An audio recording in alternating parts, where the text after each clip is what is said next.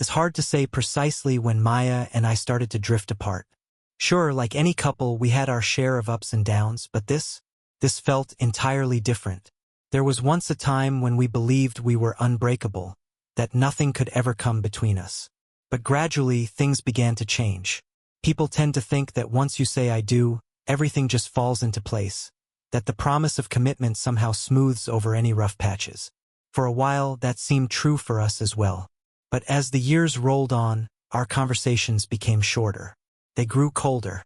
It felt like every exchange between us turned into a mere formality, as if we were checking off items on a list. The subject of children lingered between us like a specter we both wanted to avoid. Yet somehow, every argument seemed to circle back to it. We may have thought we'd address it one day, but honestly, the way things were going, it felt like it was only a matter of time before we'd stop communicating altogether. And then there were the late nights. Maya began spending an increasing amount of time away from home, sometimes for work, other times hanging out with friends. I never wanted to come off as controlling, but I couldn't ignore how frequently she returned home later than promised. Initially, I brushed it off. I trusted her. But it's always the little things that catch your attention, right? I started noticing her on her phone more often, and whenever I asked about it, she'd insist it was work. It got to the point where even at dinner, she'd be glued to that screen, claiming there were urgent messages to respond to. Yet, something felt off. I had always heard that if you get a gut feeling about something, it's wise to pay attention. So that's exactly what I did. There were other signs, too. Out of nowhere, new outfits that I knew we couldn't afford. And then there were the late nights when she'd slip into bed without so much as a word to explain her tardiness. I struggled to remember the last time she embraced me without it feeling forced, like the affection was merely a routine rather than genuine warmth. I began to suspect that, maybe, just maybe, someone else had entered her life. One night, she was out again, supposedly with friends. She'd told me not to wait up, so I figured I'd send her a quick text. Nothing heavy, just a hey, hope you're having a blast. An hour ticked by and still no reply. Another hour passed, and still nothing. I shot her another text, thinking perhaps her phone was on silent or something, but once again, there was no response. I stayed up until she finally stumbled through the door, around 1 in the morning, looking completely unfazed. When I asked if she'd seen my texts, she shrugged it off, saying, "Oh, I must not have heard it. Right? Didn't hear it. For 3 hours? Really?" To top it off, work was a mess, too. My boss had been hinting at layoffs, and it was evident that I was on the chopping block if I didn't start showing some improvement. The pressure was building from every angle. Maya's increasing distance, the constant threat of losing my job, and I felt trapped, like I was caught in a twisted game where every move was stacked against me. Coming home no longer felt like a refuge. Instead, it served as a painful reminder of how alone I was becoming. One night, I realized I couldn't keep all of this bottled up anymore. I needed an outside perspective, someone who could view this mess with unbiased eyes. So, I decided to meet up with Gavin, an old friend who had become a private investigator. We gathered at this little cafe we used to frequent, and I laid it all out for him. He listened intently, nodding at all the right moments, and when I finished, he shot me a look that was somewhere between pity and concern. "Listen," he said, "I'm not going to tell you to jump to conclusions, but if you suspect something's off, you need to be sure before you act." He advised me to start noticing the small things, when she went out, who she was with, what she was doing on her phone. If there's anything to find, it'll come to light. But don't go in guns blazing without solid proof. As much as I hated to admit it, he was spot on. I couldn't just confront Maya based on a feeling. I needed concrete evidence. So I began to observe. Not in a creepy, obsessive way, but just paying closer attention.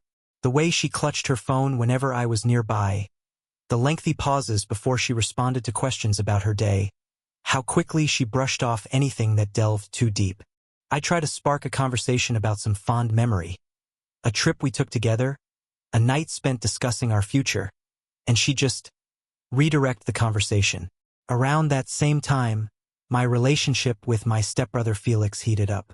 We were both dealing with our dad's estate since his passing, and every time we met, it devolved into a power struggle. Felix had this attitude, acting like he deserved everything simply because he was the oldest, as if I was just there to fill a seat. He constantly rubbed it in my face that he was the real heir, that he deserved more because he'd worked harder. The guy had no respect. To make matters worse, I knew something about him that his wife Clara wasn't aware of. I'd seen him at a bar with another woman not too long ago, looking cozy and overly friendly, hands all over each other. I never mentioned it to Clara. I figured if I ever needed leverage, I'd keep it in my back pocket.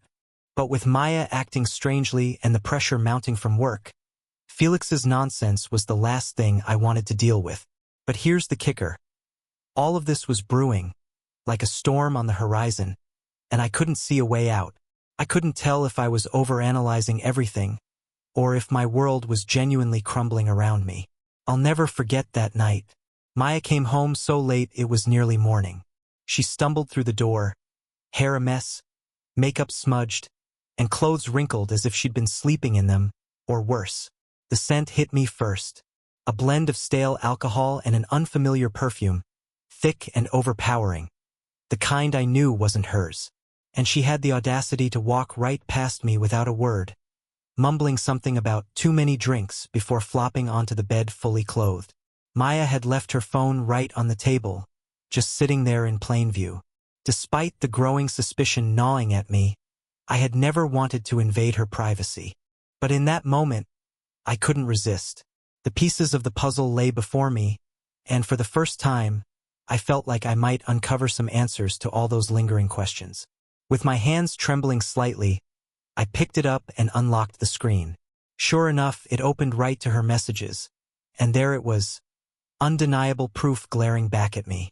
I began scrolling through the recent messages, and my heart sank when I spotted her colleague's name, Sean. Initially, the conversation seemed casual, just work chatter and some silly jokes. However, as I delved further back, it became painfully clear. The guy was calling her babe and sending her texts at all hours of the day. My stomach twisted as I opened a photo she'd sent him. Nothing too revealing at first, just a selfie. But then came the semi-nude shots, showcasing her bare shoulders, her eyes filled with something that chilled me to the bone. Yet, I forced myself to keep going. And then I found it. A message from Sean sent earlier that night, right after she had left that so-called corporate party. His words landed like a slap. Last night was mind-blowing. Can't wait for a repeat. I don't know how long I stood there, just staring at the screen, the weight of betrayal crashing over me like a tidal wave. My mind raced, a torrent of thoughts colliding all at once. But above all, a searing pain lodged itself in my chest, making it hard to breathe. The next morning, when she finally woke up, still nursing a hangover and utterly oblivious, I had to fight the urge to confront her immediately. She had the audacity to flash me a half-hearted smile, mumbling something about being exhausted from networking. I could barely meet her gaze, so I muttered something about needing fresh air and stepped outside, dialing Gavin's number before I could second-guess myself. Gavin listened intently, letting me spill my heart out without interruption. When I recounted the texts, the photos, and Sean's disgusting messages, he paused for a moment. "Look, man," he said finally, "you have options. You could record conversations or gather more evidence. Or you could expose her. People should know what she's up to." But for some reason, I didn't feel ready to act on impulse, not just yet. I told him I'd hold off. There was still the matter of the inheritance to sort out, and I needed that settled before making any major moves. I wanted to stay in control, not rush in like some reckless fool. In the days that followed, I did my best to avoid Maya. Whenever she was home, I'd make up excuses, bury myself in work, even pull some overtime. Anything to keep myself away from the house. It wasn't just about avoiding her.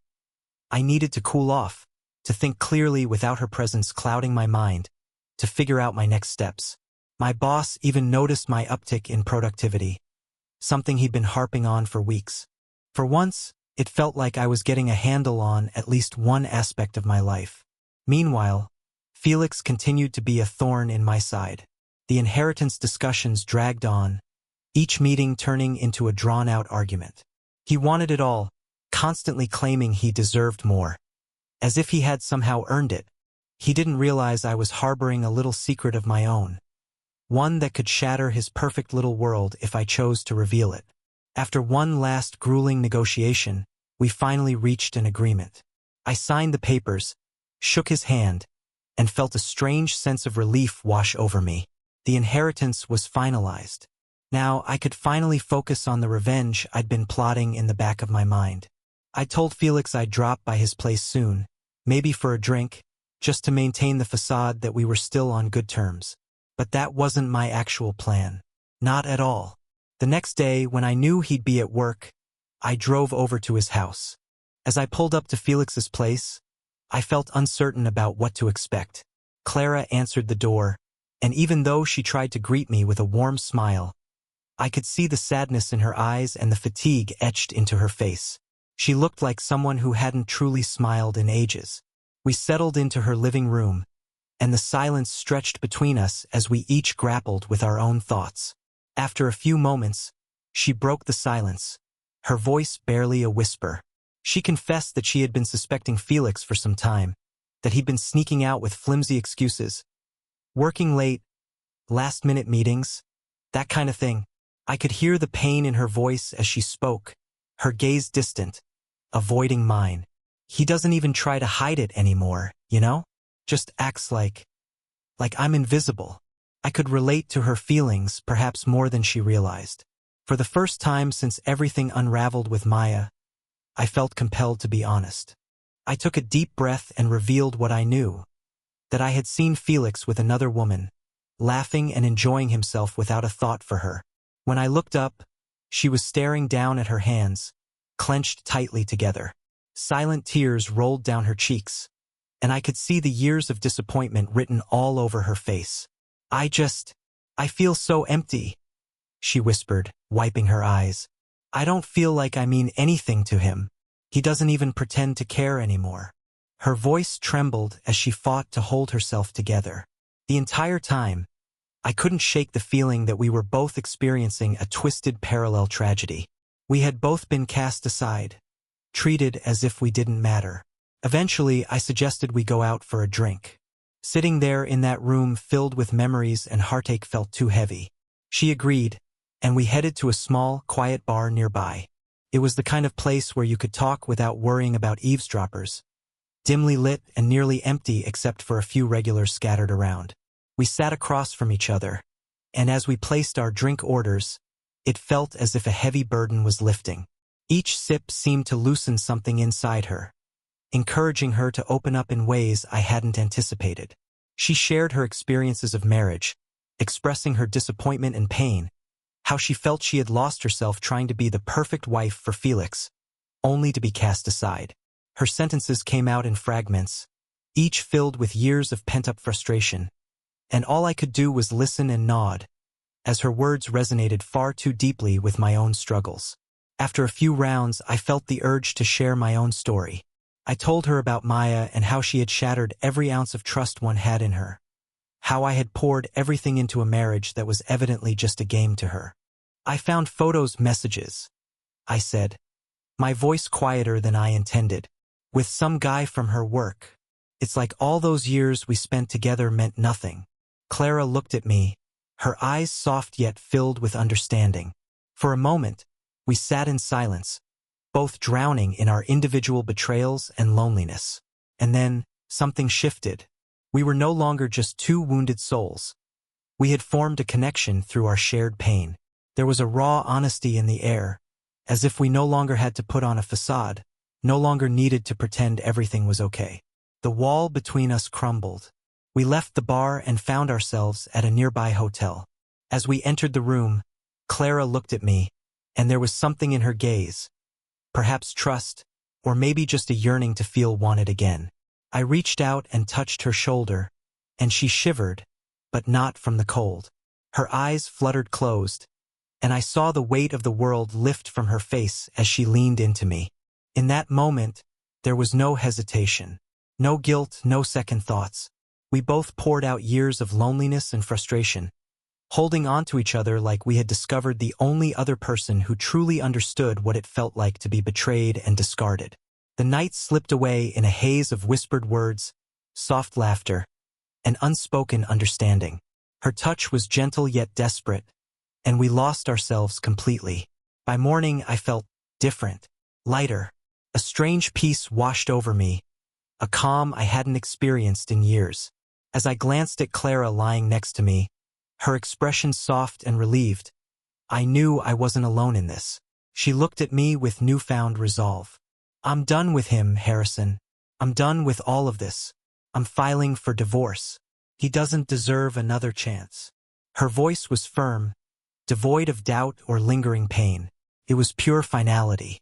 In that moment, something inside me snapped.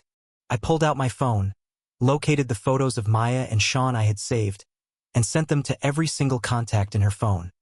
Friends, family, coworkers. I included a brief message, letting them know exactly who she was and what I was leaving her for. As I hit send, a rush of relief coursed through me, as if I were finally taking control of my life. The burden was lifted, replaced by a sense of freedom I hadn't felt in years. The drive home that morning felt surreal.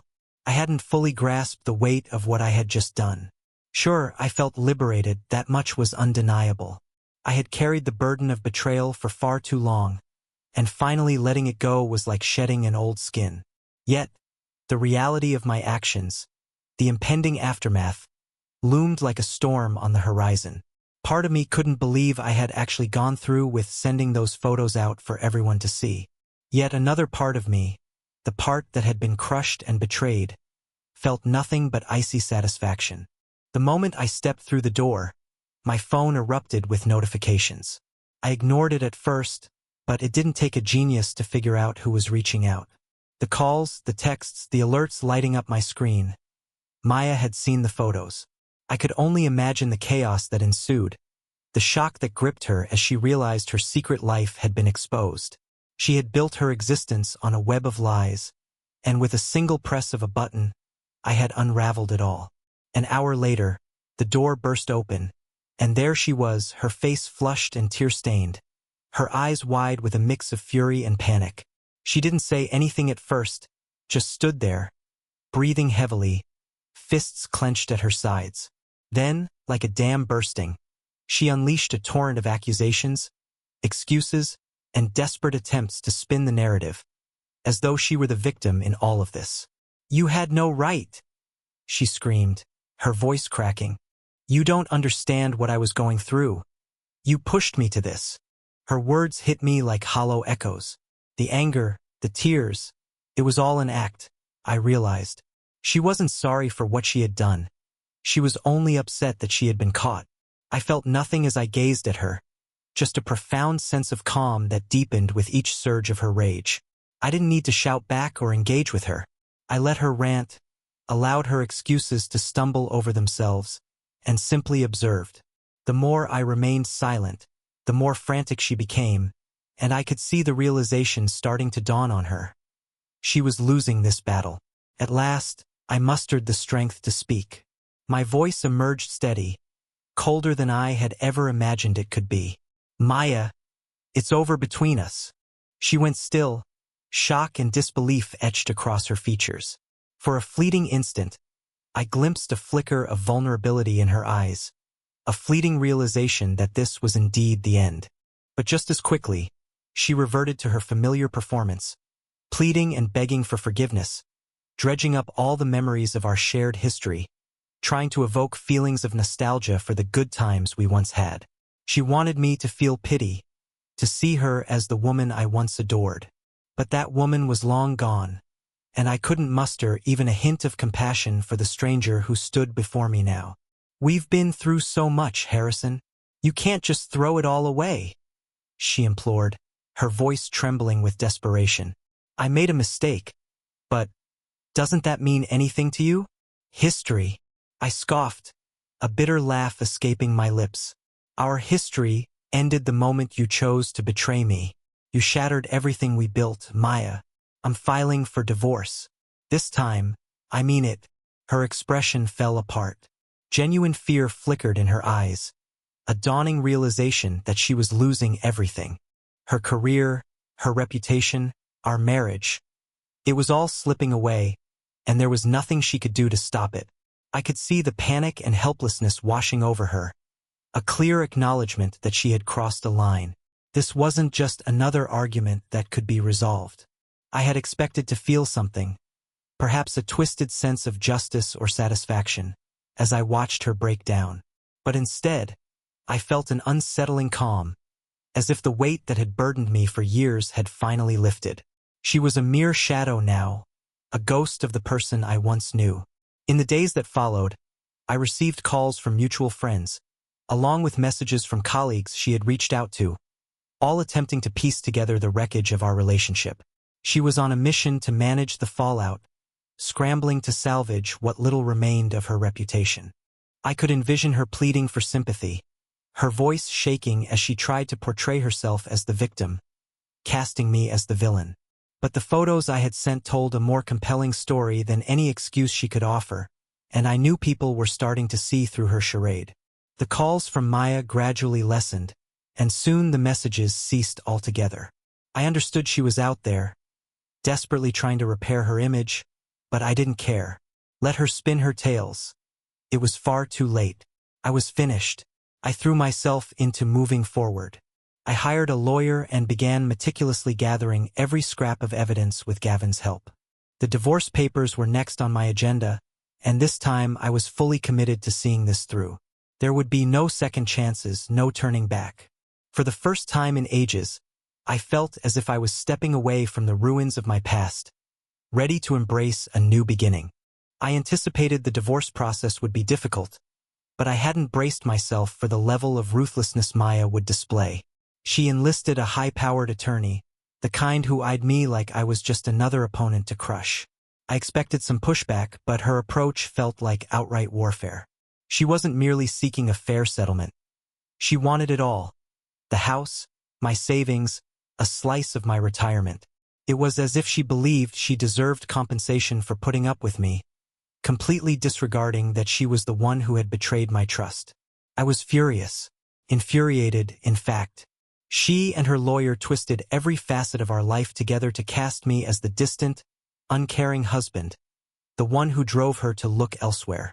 In court, she'd spin tales of how I was always too preoccupied, too focused on work, barely present for her, as if I hadn't been working tirelessly to provide for us.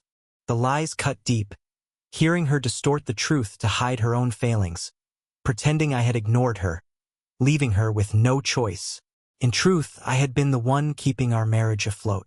But I refused to allow her to rewrite our history.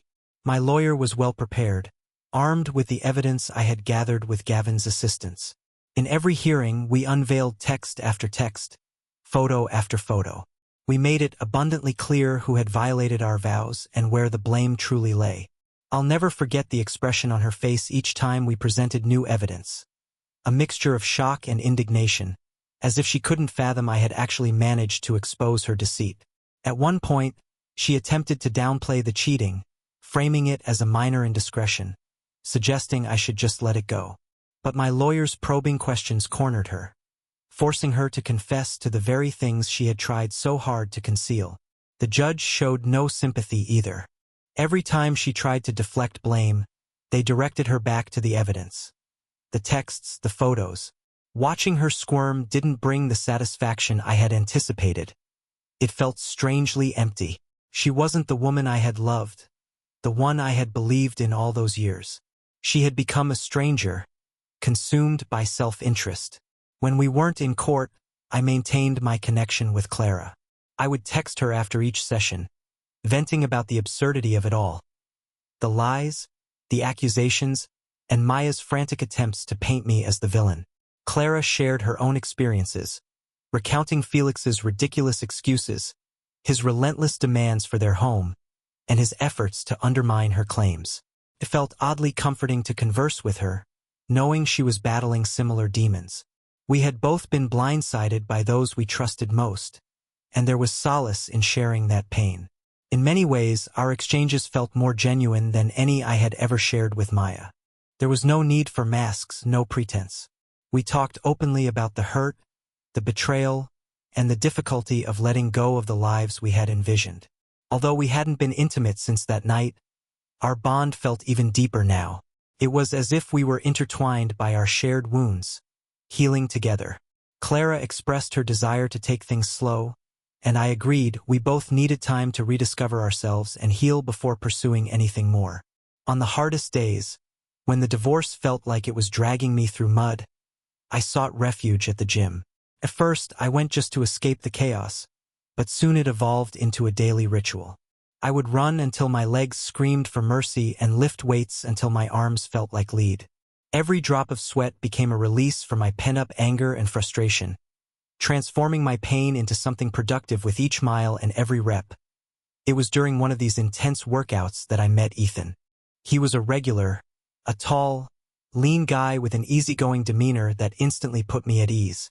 Initially, we exchanged only nods and brief hellos, but as I kept coming back, he started to engage me in conversation.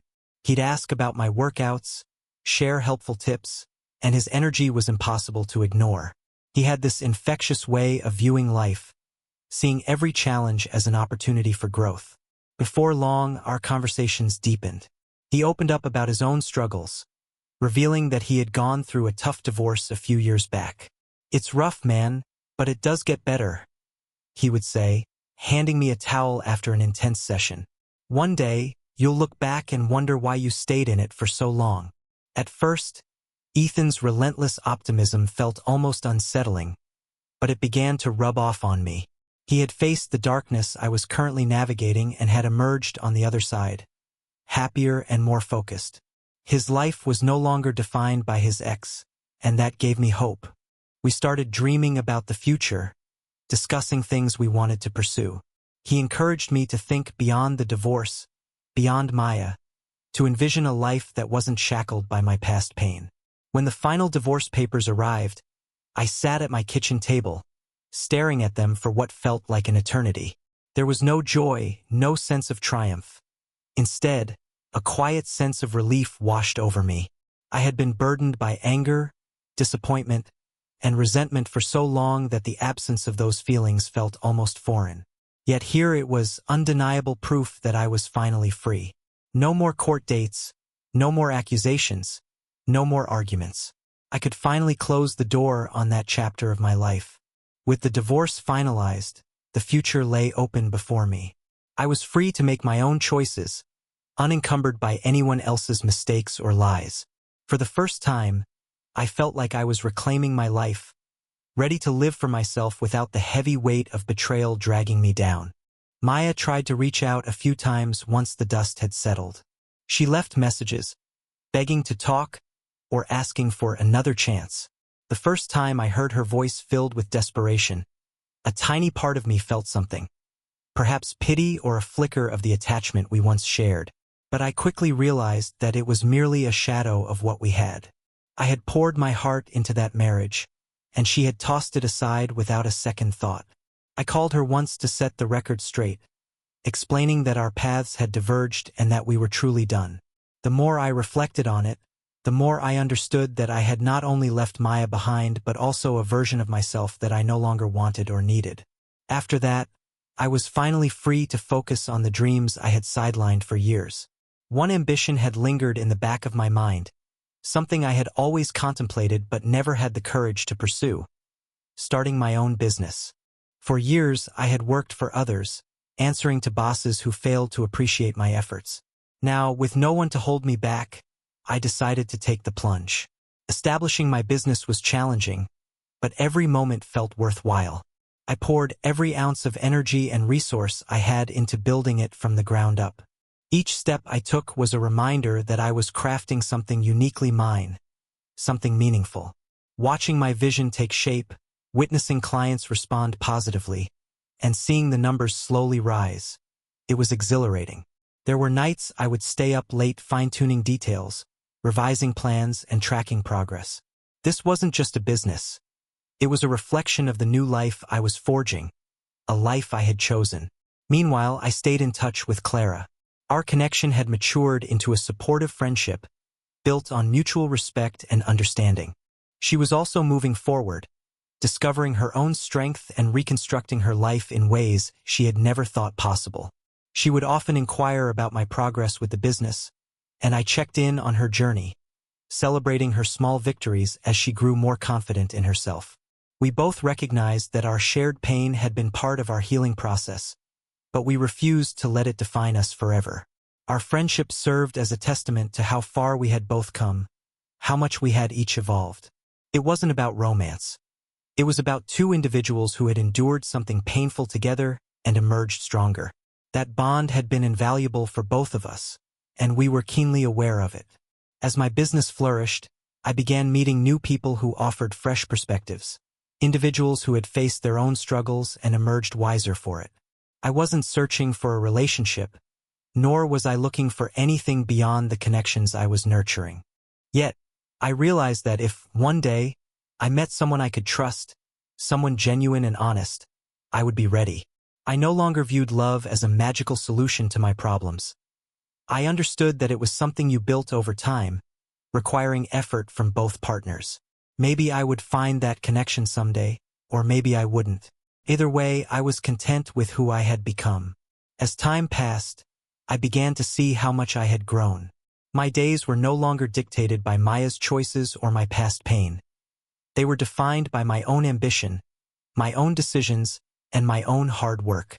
Each day brought me further away from the man I had been and closer to the person I aspired to be. By the time my business achieved its first major milestone, I felt more at peace than I had in years. I had transformed from a man burdened by betrayal into someone who could look in the mirror and feel a sense of quiet pride. I was no longer tethered to the decisions of others, no longer weighed down by a past I couldn't change. Instead, I was building something meaningful for myself, a life where I felt grounded and capable of trusting myself again. Ultimately, I didn't need Maya or anyone else to define who I was. I was enough on my own. As I moved forward, I vowed never to settle for anything less than authenticity and to live my life with unwavering honesty. The freedom I found wasn't merely in being single. It was in the realization that I could shape my own destiny, in discovering the strength to stand on my own. This was my story now, a new beginning, one I had crafted with my own hands, liberated from the shadows of a fractured past.